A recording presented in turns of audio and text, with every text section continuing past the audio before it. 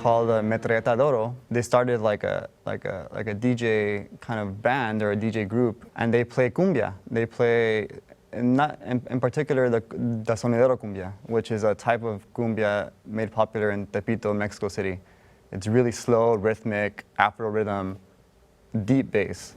These DJs, when they were looking for a spot to do their thing at, they looked at everywhere, but they purposely chose to do it into Lincoln Heights because they wanted to bring a life into it and gentrify it, like bringing people from the community and produce a small economy within the community. So the Office Club on Thursday nights when Metralleta de Oro plays is mostly young adults, chipsters they call them, or so Chicano hipsters. They're young adults that more than likely were born and raised in the East Side. I feel it all goes back to like the search for identity. That's what their parents listened to, or most likely did so, or what their grandparents did. Why not like get into it and embrace it and love it?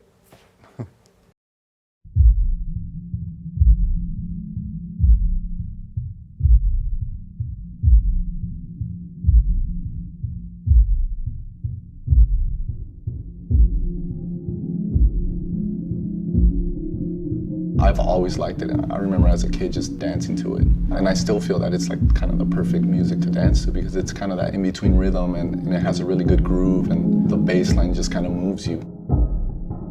To me, it's happy music. It's music that makes me want to dance. There's something about the rhythm itself that just, it makes you want to just move around a little bit. It's music that's really easy to enjoy. Your body feels it before your mind does, and that's something that we want to exploit and be able to have other people enjoy it in the same way.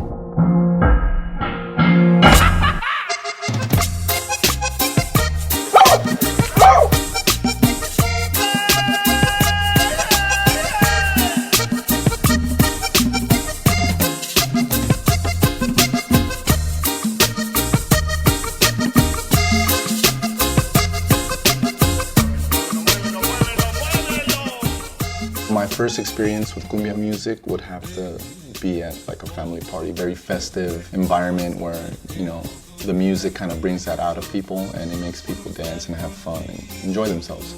It's always been at any kind of friend's quinceañera or friend's barbecue, just kind of playing in the background, and when it's ready, time to dance, it'll be playing and everyone was on the dance floor. So it was always in a very festive environment. More than anything, this is just like family music. Cumbia is African roots. Cumbia really started back in the day during the times of slavery in Colombia. And it started off with percussive instruments. And it was kind of like a ritual type of kind of music. Of course, it's traditional, it's cultural, but there's a little bit of a nostalgic feeling to this music.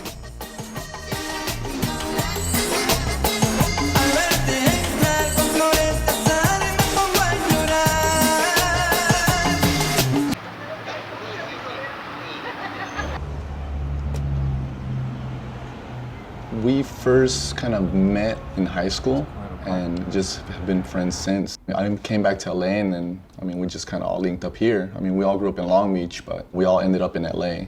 I think it was for a reason because, there's a lot of exciting things going on in LA and we kind of want to be a part of that. And that's one of the reasons that, we decided to do Dinamita and kind of start this collective and just kind of try to be a part of the cumbia movement scene and also just the art scene and the music scene in general. That's when we really got serious about collecting music, putting stuff together, and thought about even, starting our own party. I talked to Nectali and I told him, I was like, hey, let's do a night, let's start a night, let's start a party of our own. We started looking for a place. That was the hardest part, was finding a venue to host this party. We already had the idea of like scoping out different places in neighborhoods that we like, neighborhoods that we feel would resonate with our vibe. We stumbled upon the office just driving by. We decided let's jump in there and have a drink, check out the place. We walked in and we kind of fell in love with the place. We saw it, we liked the space, very spacious. They have a nice dance floor, they have a little stage, great sound system, little smoking patio. It was everything that we wanted in a bar. It wasn't too big, it wasn't too small, it was just right.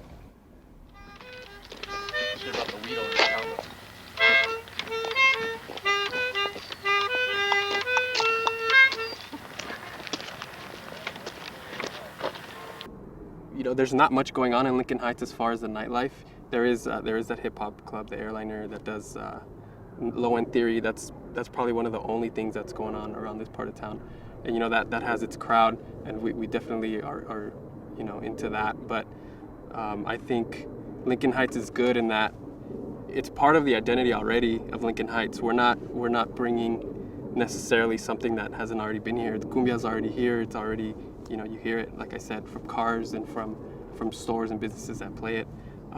All we're really doing is just bringing our generation to listen to it, to enjoy it. We, like us, we grew up listening to cumbia, and I would say most of the Latinos out here probably had the same experience. So we want to make it current. I forgot it. You got to hit the little vibrato though.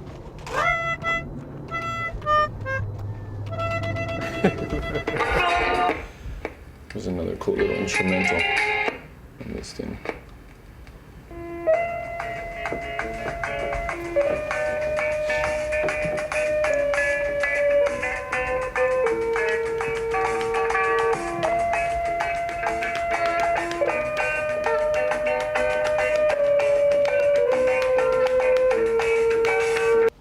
I try to collect anything that I see that I like or that looks interesting. Sometimes just by the cover, sometimes just by the year, sometimes just like the one I showed you here, this one. I saw this cover and I was like, man, this looks cool. And then I looked at the year, and it turns out it has a couple cool tracks on it, couple cumbias on there. I mean, there's different styles of cumbia music. There's tropical, there's chicha, which is from Peru, very guitar driven. There's Colombian, which is very accordion driven. And then there's sonidero, which is from Mexico, which is very heavy hitting, hard bass. That's a lot of the stuff that you heard us playing at the party, a really heavy, hard hitting bass. And that, we relate that particular type of cumbia with more hip hop because of how hard it hits. There's that sense of appropriation in the music, the same way kind of hip hop is, and the way we're appropriating the image of hip hop by wearing the gold chains and kind of glorifying it, in this hip hop aesthetic. And it all plays off of appropriation, at least for me, The process of putting together a track myself is that I have my instruments here. I have more instruments put away, but I have the accordion, the guitar, and the bass. And what I'll do is I'll mic up the accordion, I'll record the accordion, I'll plug up the guitar and the bass, and separate them in different channels. So it's kind of like a 4-track, but not really. There's a lot of channels here. And at the very end, I'll put all these tracks together and begin to tweak them a little bit. I'll play a little bit with the volumes and begin to turn knobs and just add a little bit of delay and reverb and just create a new version of cumbia played by me. So this is the whole track together now.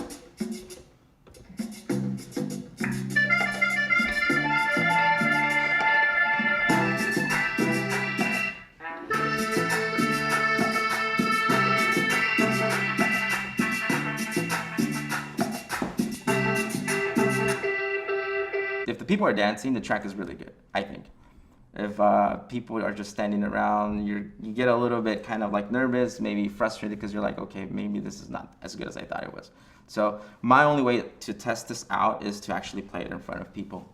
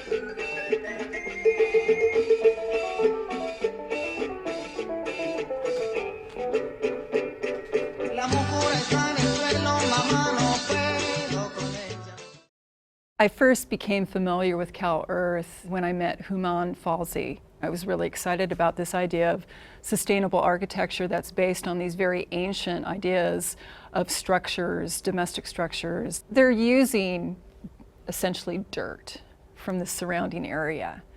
When they have these apprentices come in, they really stress that this isn't dirt, this is earth. We're made of the same materials, this is all part of us. And to respect this earth. And when you put that kind of emphasis into this type of design, it makes for a better environment to live in. They're really thinking about sustainability. I think they're thinking far into the future when resources, have been depleted, and how to also make a structure that is very aesthetically pleasing. These are beautiful, beautiful buildings. They look very organic. The way that they're built, the structure is not continuously fighting to pull itself apart. It's really sort of coming into itself. I keep referencing the beehive and this idea of a communal type of built environment, because to do these, you really need a group of people to help you put these together. It's almost like a barn raising, because you have to fill these bags, you have to create these round structures that lead into domes. You need a group of people to help, and so it helps to build community as they're being built.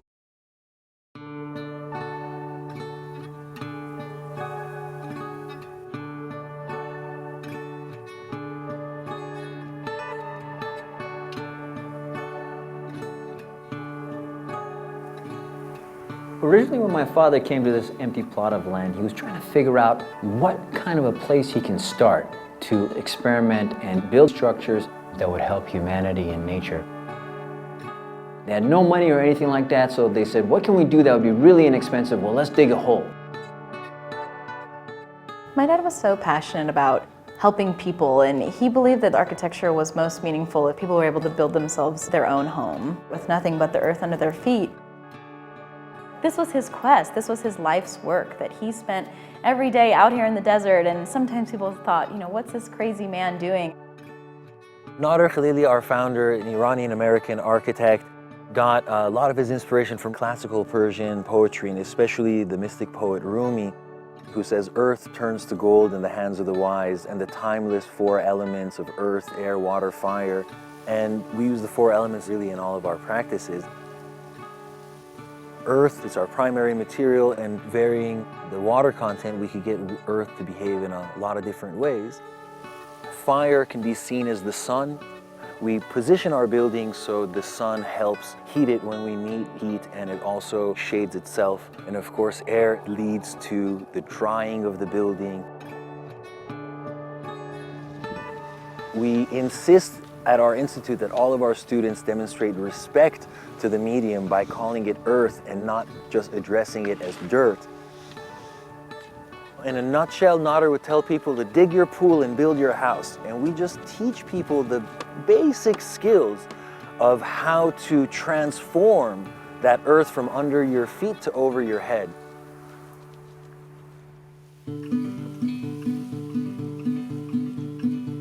Originally, when my father first came here, this desert was completely empty.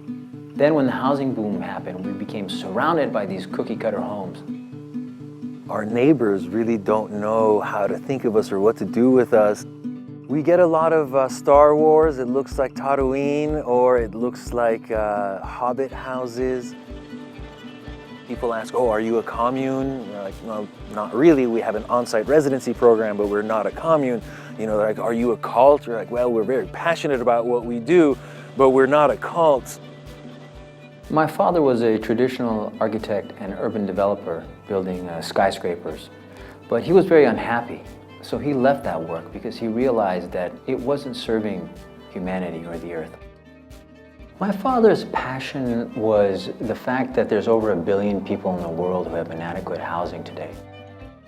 The solutions my dad came up with were how to build a home cheaply and be taught to anybody. We build arches, we build circles, we build domes, we build vaults. And these are all based on the same cooperative relationship with gravity, where gravity is not slowly pulling your building apart, but it's consistently pulling your building together over time. The reason you see all these prototypes at CalEarth is that we're presented with challenges in different environments. And so we continue to test until we come up with a solution. It's actually amazingly flexible. So every time we go to another country to design something there, we always take into consideration local traditions, different kinds of waterproofing or plastering, so that we can accommodate the needs of the people who are going to live in the homes. We've taken these structures and taught a lot of people, and they've been built all over the world, from Africa to Europe to Asia, dealing with humanitarian crisis and personal housing. Our site in San Bernardino here at CalEarth, it's our mothership, it's our playground, it's where we get to experiment, and we don't know what it is that we're gonna find later with these exciting experiments that we're doing today.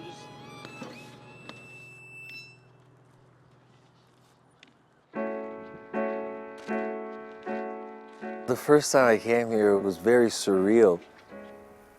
You know, I'd heard about it and read about it and intellectually connected with it, but to actually tangibly be able to touch the buildings was a very moving experience. Notter firmly believed and would teach his students that hands are just as much tools for receiving information as our eyes or ears or noses, and the only way they start working is by putting them in the earth. Working with earth it's really flexible material. You can really shape it into whatever you want. I can do everything. I can mix, I can lay bag, I can lay the barbed wire. Traditional architects and builders sometimes are skeptical about the work that we do because it is so simple. It's below a lot of engineers to bother themselves with dirt. We can take someone who might not even be comfortable changing a light bulb in their own house, but after 6 days of our intensive workshop, they can go somewhere and get some unskilled laborers and guide them together into building a safe shelter. Hello everyone, welcome to CalEarth. Thank you so much for joining us out here. We're very open to the community, and we're all about community. So we have an open house every month for people to come and visit and tell them all about it. You know, my father, he would come to my second grade class and he'd ask all the children to go to the board and say, draw me a house. And we'd all go and draw a square box with a triangle on it. Because of growing up like that, so much deforestation has happened. Because of these roofs, they require wood. So why not make it a circle? So what he taught the class was, let's all make rainbow houses. Let's all make arches. We have people who come locally and they bring their friends and their neighbors to show them, and they see what we've been able to do with just the earth and some sandbags and barbed wire. They're truly, truly amazed at the possibilities. After the housing boom here, there was a bust. And all of these homes that were going for very, very high prices dropped. The type of development that was done is not very environmental or relevant to the desert context. None of the wood is local to this area, and the thin building envelope requires a lot of energy use.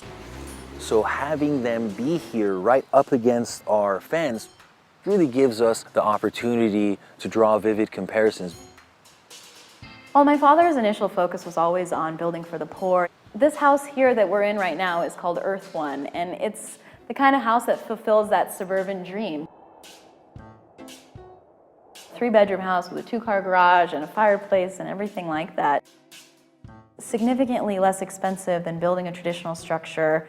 Also doesn't lead to deforestation, and literally you're going to build your house from what's underneath your feet. The building envelope is more sustainable. It will cost you less to heat and cool and maintain over its lifetime.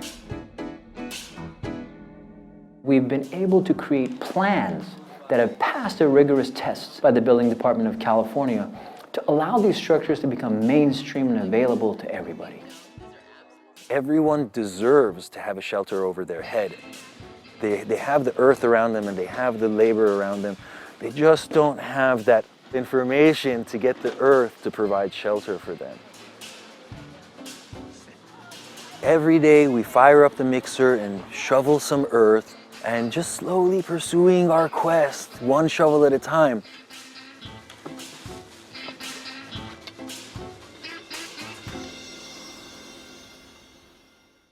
With a market makeover, what we're trying to do is introduce quality fruits and vegetables in areas where they don't have it. So we partner with corner stores because there's an abundance of small stores in areas and a lack of large comprehensive grocery stores. That partnership isn't just a partnership with the store, it's a partnership with the community.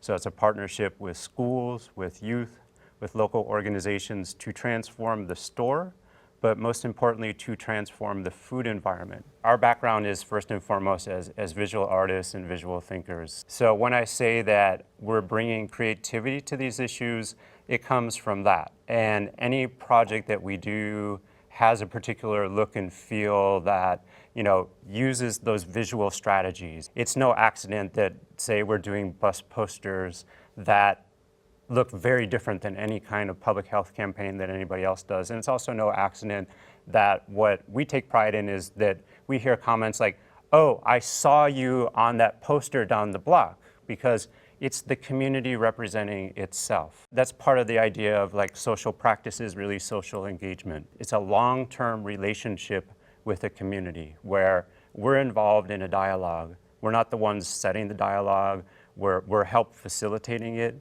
but the terms unfold as the work unfolds.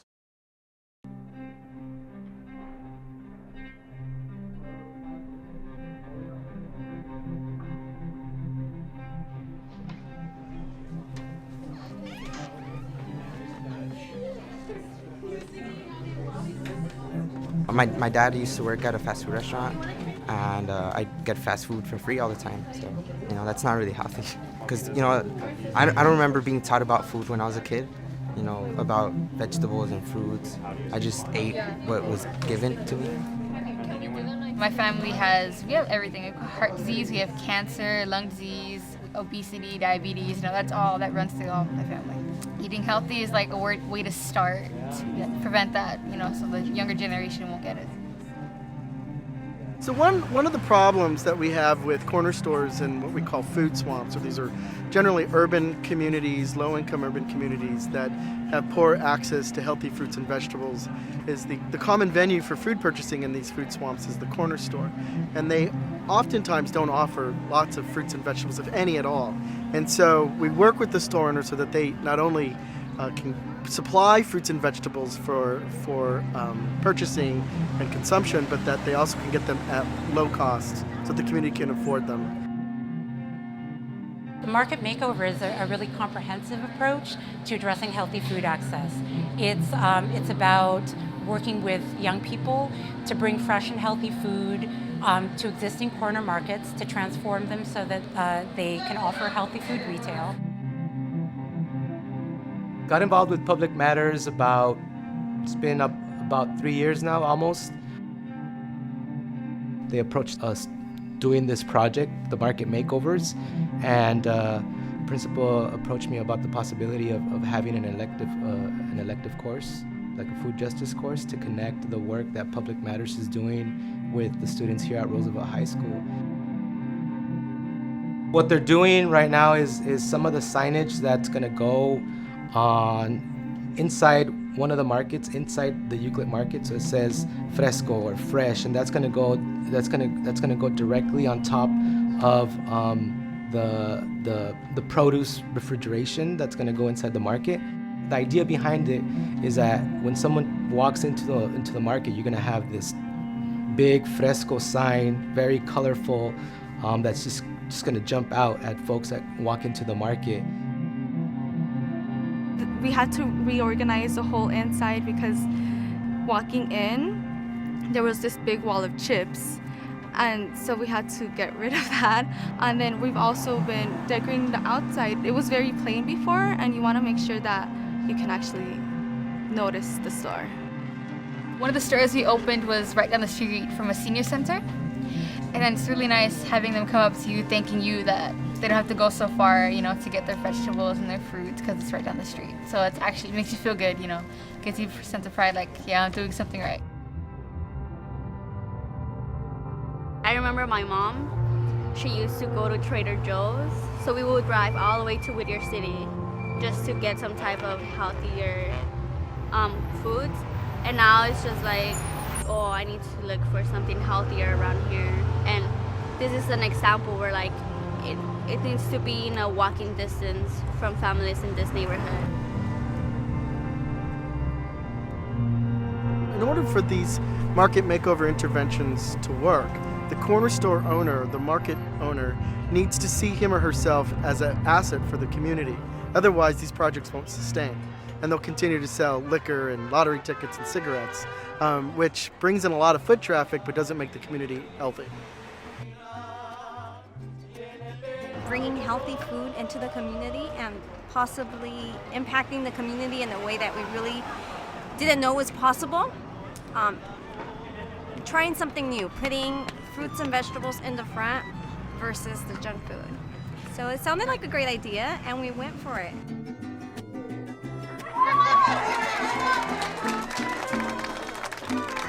The difference of a little bit of paint, moving things around, it even looks larger. People have been already purchasing fruits and vegetables more than we did before. One of the things that we do after the stores are transformed is we want to make sure that we help promote the store in the community so that people know about it.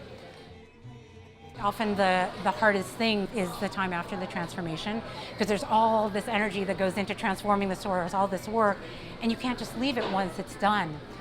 Because if you bring the fruits and vegetables, it doesn't necessarily mean that people will come. They need to know that it's here. So we do a fairly extensive effort at social marketing to make sure that community members know that the store has been transformed. It offers a wider range of options for families, and particularly healthier options. So this is part of the ongoing science, which is try to understand what impact these stores are having on the health behaviors. So we're not quite done with the data collection, but what we've been observing early on in some of our preliminary data is that it is having a change. We're seeing changes in the way that patrons, these are the people who frequent these corner stores, as well as community residents who may or may not frequent the stores, that they're starting to change their eating behaviors as a result of what's being sold in the stores, but also as a result of the social marketing that we're doing as part of the transformation.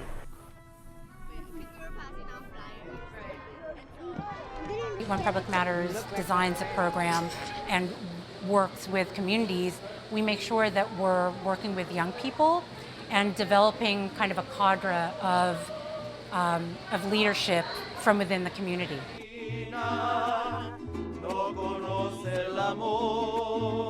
We want to make sure that when the funding goes away, there's a lasting legacy of greater capacity for leadership, creativity, and social justice within these communities.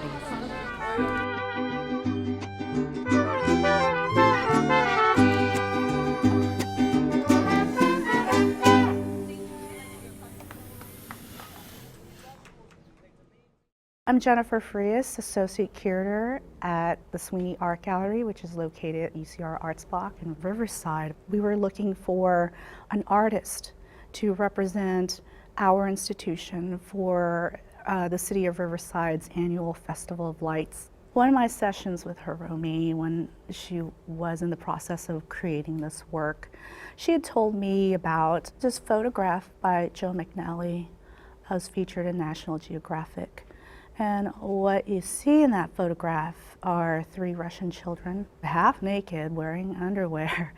And on the other side of them is this nurse administering this ultraviolet light bath.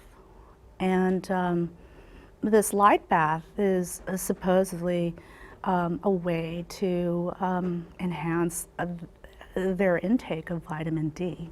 And she explained to me, well, you know, this is the reason why I did this piece. She thought this was a way to enhance the passerby's intake of vitamin D. It has a really nice humor to it, but at the same time, it's sort of like her gift to the audience and to the participants who look at her work.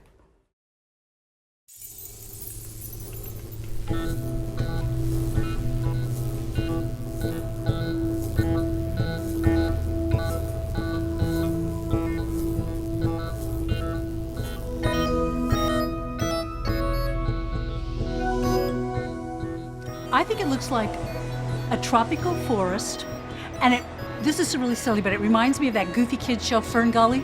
I don't know how to explain it. It's like mixed emotions of everything. It's like beautiful but confused at the same time. The cube stands out for me. It has kind of, that sense of proportion and, equal sides, and then it's trapping life inside. Oh, you're really deep.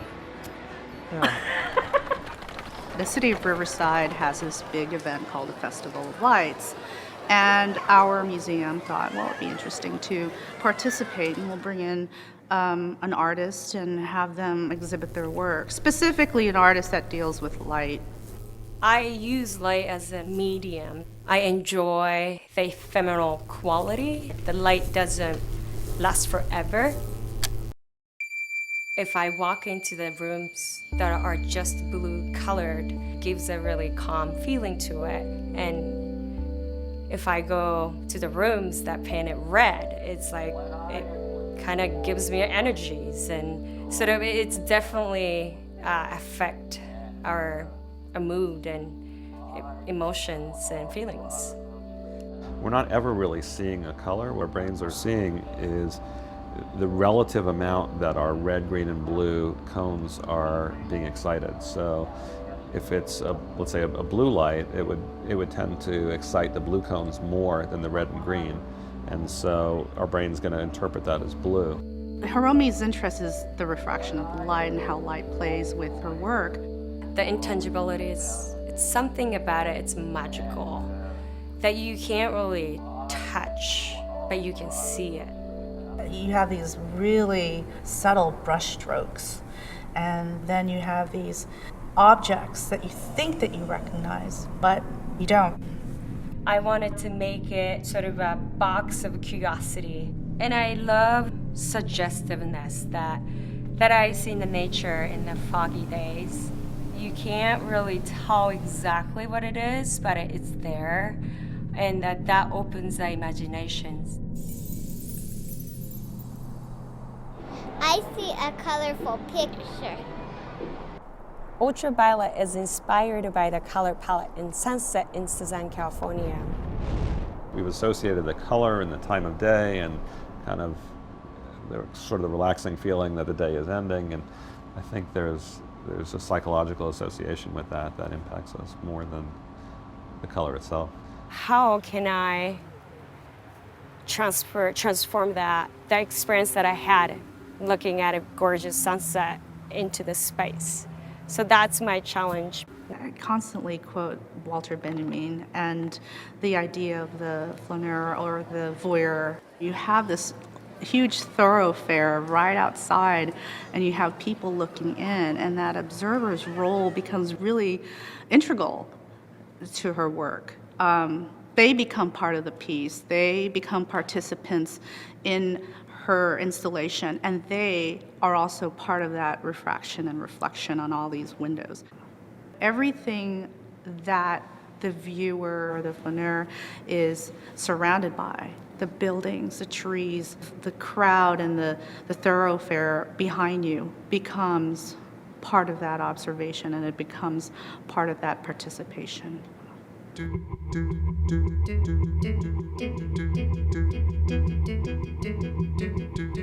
This installation continues inside and through the back, and what you have here is this huge portal. Revealed is the elements that cast all the shadows and refractions that you see from the outside. And outside it's very quiet and suggestive, sort of a poetic, and in the back is very vibrant and living. For me, glass is a canvas, and the neon is my pen and ink.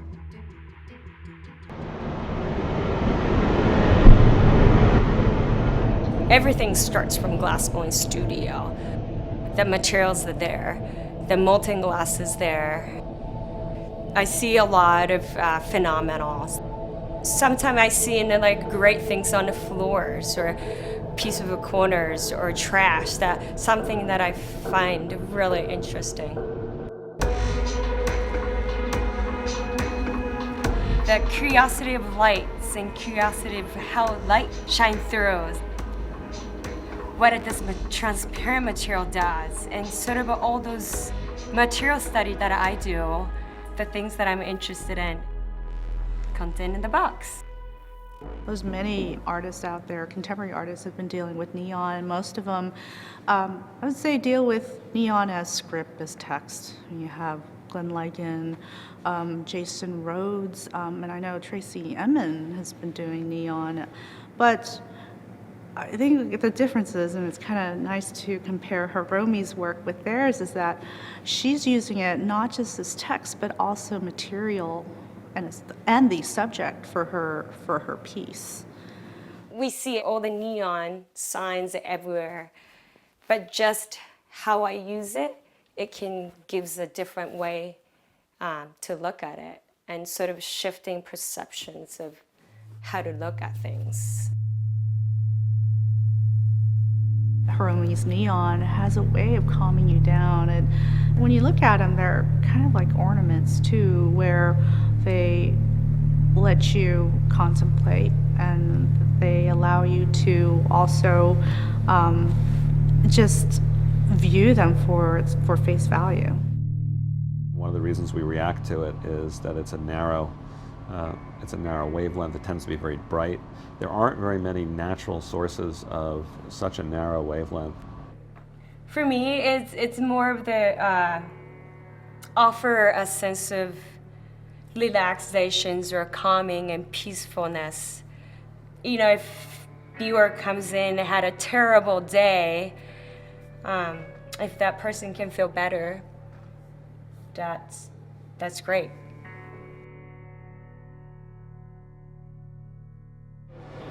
See life, forest, nature. I see a elephant tree bush, like an elephant ear bush and a big tree. For me, like introducing a living plant makes me think of where I grown up. I grown up in Nagano, Japan. Memories of growing up, the nature that I wanted to, that maybe I wanted to it's a longing for that sort of the environment I was in. When I came here, I did not speak much English. So glass was definitely a way to tell a story about me. And I get to know people, I get to know myself well. Our eyes are actually hardwired to a relatively large part of our brain. And that's also probably through evolution that it was probably helpful to be very visual. If I was to go up to it, I feel like there might be a parallel side to it, that someone exactly like me is just putting their hand right on it. I have an identical twin sister who shared a parallel life with me. Glass has the diffractions that make a multiple. For me, it's sort of in the sense that always plays in my work. Candlelight doesn't last forever. Daylight doesn't last forever. But sort of a neon light I use as substitute for that, in the sense that I can capture the moment for a long period of time.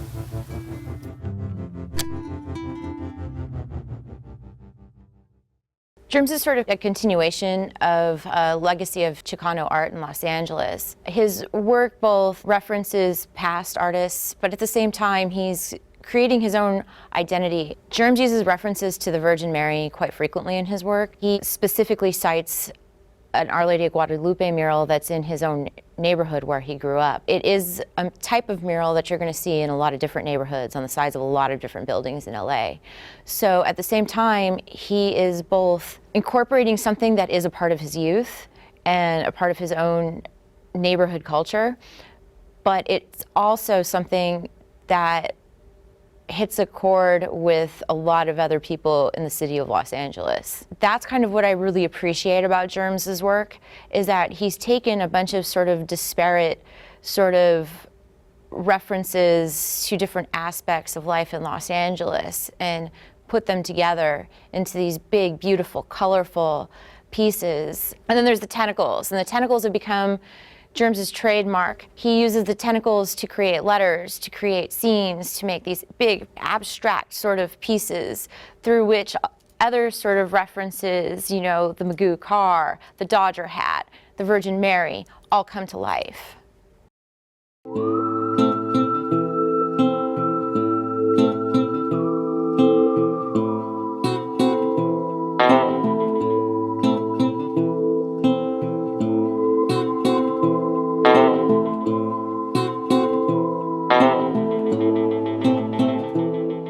We are today in the Vincent Price Museum on the campus of the East LA College, and where they're having a show of germs, among others. Jaime Zacarias, to the uninitiated, and he's a Chicano artist that I've been following for a number of years, but I've recently started collecting.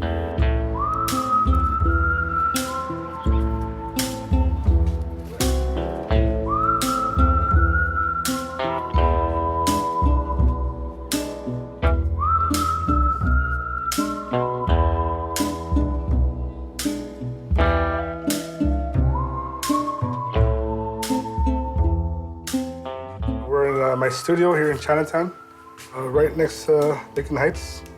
My name is Jaime Zacarias. I also go by the name Germs. I was in the skate crew, so everybody in the skate crew had a weird nickname. We were all hungry. We didn't have a lot of money at the time, so I just went to Carl's Jr., went into the trash can, pulled out a cup, washed it in the restroom, and just filled it up and started drinking out of it.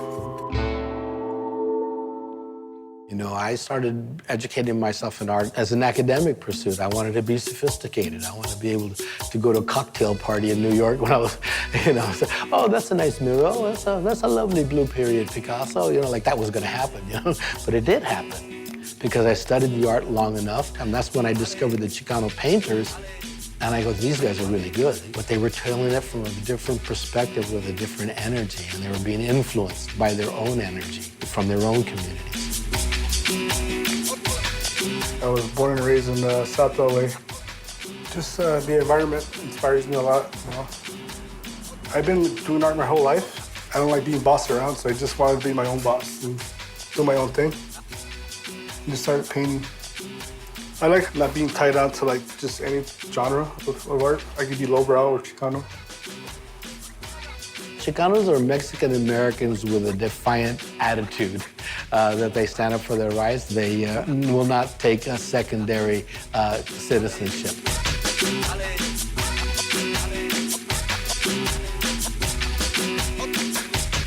When it first started, the Chicano art movement in the late 60s, early 70s, it was an adjunct of the civil rights movement, and it was the visual face of it. Chicano is a term that at one time had a strong political association. And as time went by, it expanded into the private concerns of the individual artist. That genre really speaks to Southern California and what we are as a culture in Southern California. We are, almost all of us here, of two cultures. And when you put all these points of view together, you get this 360 of the essence or the sabor, the feeling, the taste of what it is to see the world through Chicano eyes, and it's slightly different. My mantra has been, you can't love or hate Chicano art unless you see it.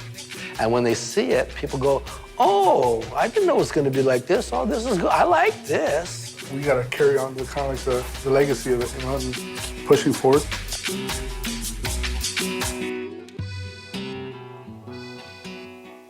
Jean-Michel Basquiat is one of my favorite artists. Keith Haring, the Clayton Brothers, Magoo, yeah, Los Four. I just like what they did as far as opening up doors for like Chicano artists, you know. Gilbert Lujan also known as Magoo, is considered the founding member of a group called Los Four, which was the first Chicano collaborative to be exhibited in a major American museum. They were exhibited in LACMA in the early 70s. And they were the first ones that says, no, we are a distinctive school of art. We represent a distinctive influence and personality and community and aesthetic. And we are just as good as anybody else. We should be treated that way. And he was really about the community, you know. He just liked to nurture younger artists. I think he was a huge influence on both Jaime's generation and the generation before him about looking at how artists who have a Mexican-American heritage fit into a larger art world. He would hold events called Mental Menudo. Groups of artists, friends would come together and discuss the genre, the art, what it meant to be an artist in Southern California. And Jaime was attracted to these and got to know Magoo through the Mental Menudos. And as Jaime has told me, Magoo gave him a lot of encouragement that he could actually follow his passion as an artist and be successful. There's kind of a passing between the two generations, if you will. Magoo was one of my mentors. He taught me a lot as far as how to behave, how to be in the travieso, you know, troublemaker.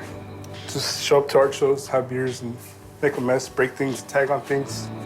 He just taught me how to compose myself and how to approach things, and just started focusing on making better artwork.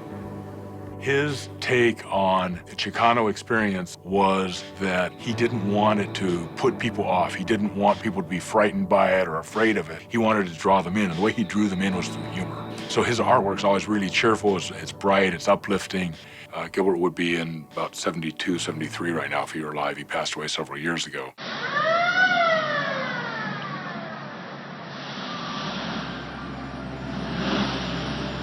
And he had this one car that he painted that was called the family car, and it was like the lowrider car, and it was done with peacock feathers and quetzal feathers.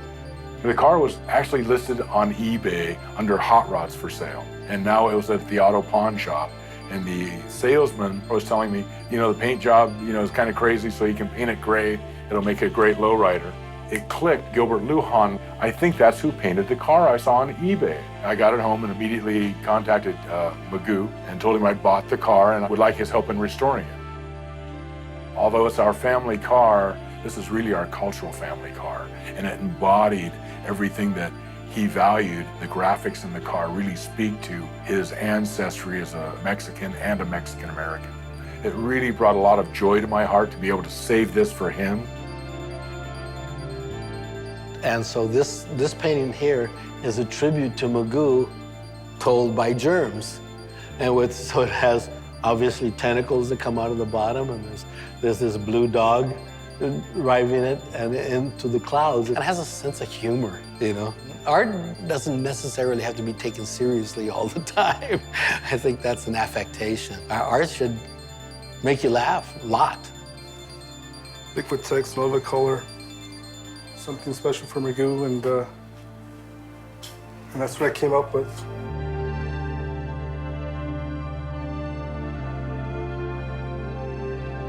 What I feel when I look at Jaime's work, I feel the energy. There's an energy comes off of it that I pick up on, and I find it very positive, uplifting. You know, they're really spectacular when you see them for the first time. They're very vibrant color-wise, but very modern and very futuristic at the same time. His work has been compared to Basquiat's, I think because of the raw energy that he has. Kind of a combination of Basquiat meets The Simpsons. If you see the work, it makes sense to you. I was influenced early by The Simpsons. So you can see this type of stuff. And it's kept evolving. Can't explain it, kind of just I do it a lot, so it just evolves on its own. He's extremely methodical and very detailed in his process. It's done in a germs fashion, you know what I mean? It's a germ, you know what I mean? It's not the Virgin Mary. I don't like taking my work too seriously. I mean, I'm serious about making my art, but the humor is more of a joke. Sometimes I like hiding a lot of stuff in there and I don't tell anybody about it. Hidden amongst the tentacles, as you can see, he's signed it with his name, Germs, across the middle. I like incorporating a lot of LA motifs in my pieces. Obviously, Jaime is a huge LA Dodger fan, so if he can put that logo in there somehow, he's going to do it.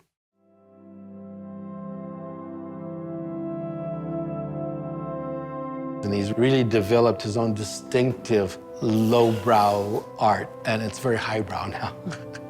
Try to combine old things to make it new again. A little bit of everything, you know. He is somebody who really does take his craft seriously and pursues it in a really intelligent fashion for a young artist. He's really going about it, I think, the right way, and as such will be successful. He's an artist who can fit into so many different categories, and it's something that I think he really promotes and sort of plays around with, that he knows that he can be with the original Chicano artists, and then he can be with the hipster scene. And so it gives Jaime the ability, I think he liked to say, to recruit the next generation. I want him to keep on developing. I've seen him go through phases before, and I want him to keep on going through phases and make great paintings, you know. All artists that are really good, you want them to keep on going, you want them to live forever.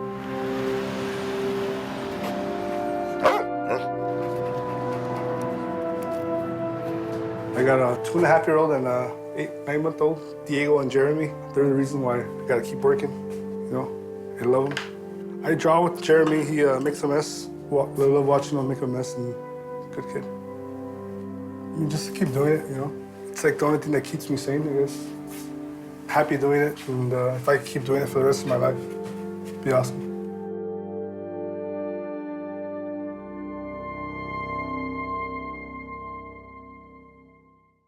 One of the reasons it took me so long to really start taking music seriously and doing it as a career per se is that I have always loved writing and recording music, but I've always hated being the center of attention or being up in front of people. And when I was a kid, you know, I started writing songs, and it was just something that I did. I never imagined that I would be on stage and touring and things like that. And at first, I just couldn't handle it. Like, you know, my first few shows that I played, I would do 3 songs, and my skin would just start crawling, and I would leave the stage. So I started wearing a veil, and, you know, just tried different ways to feel invisible up there, you know, but still be able to perform. Eventually, I've realized that I need to overcome that, and that was a lot of the thing that I wanted to express with the artwork of the album.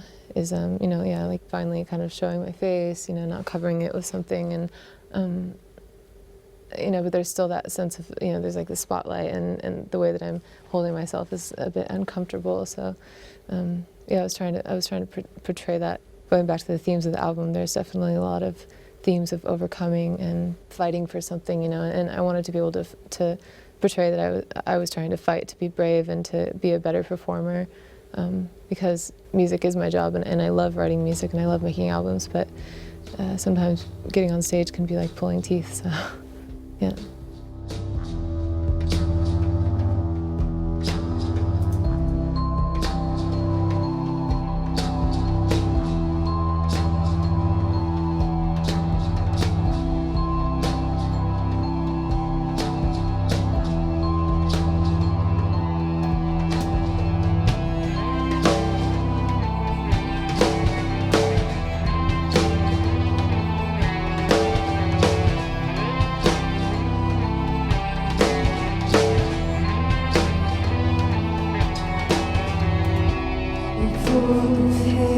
Inside